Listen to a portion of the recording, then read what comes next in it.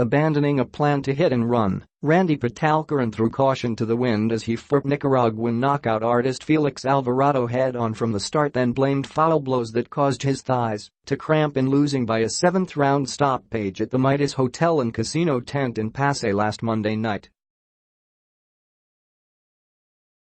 Petalcorin went down thrice from body shots before Pittsburgh referee Ernie Sharif waved it off at the 2:04 mark. Alvarado then sank to his knees in the middle of the ring and cried to celebrate bagging the vacant IBF lightflyweight crown.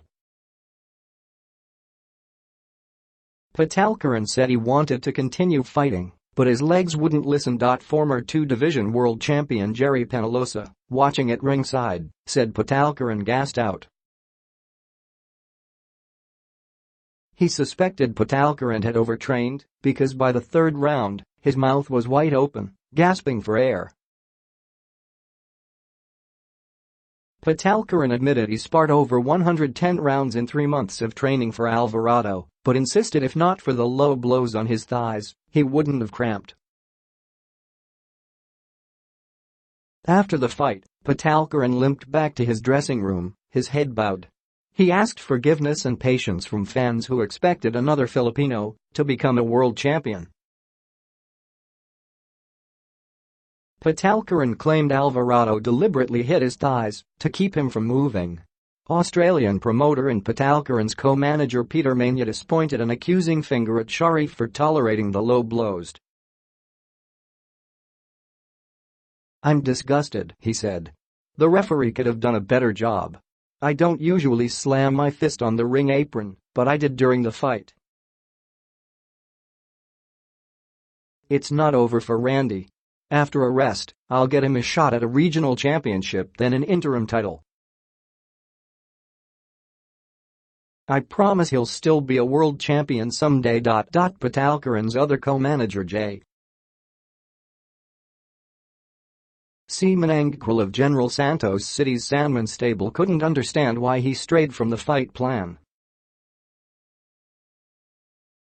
"Maybe he got carried away by the crowd," he said.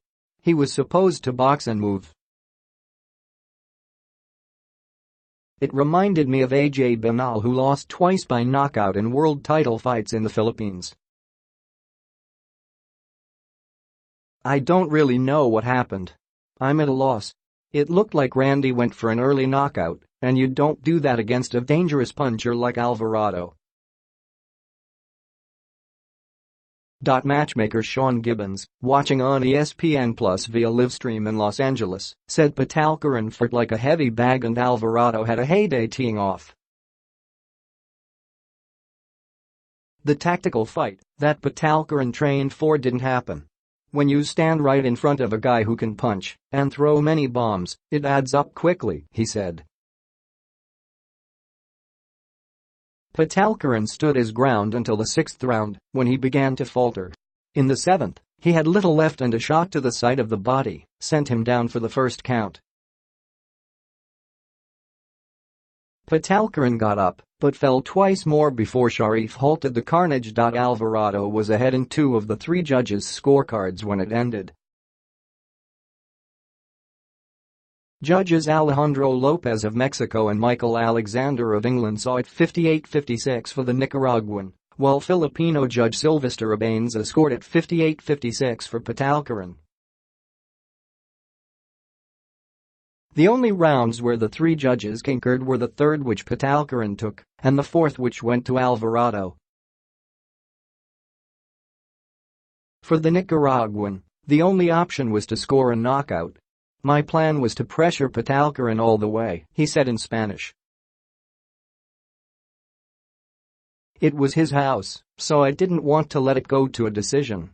I did this for my country, and it's an honor to join legends like Alexis Arguello, Chocolatito Gonzalez and Ricardo Mayorga as world champions from Nicaragua."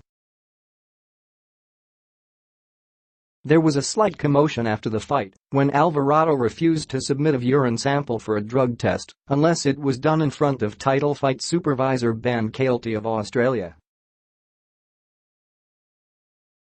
But Midas and GAB officials eventually prevailed on Alvarado to do it even without Kelty as witness.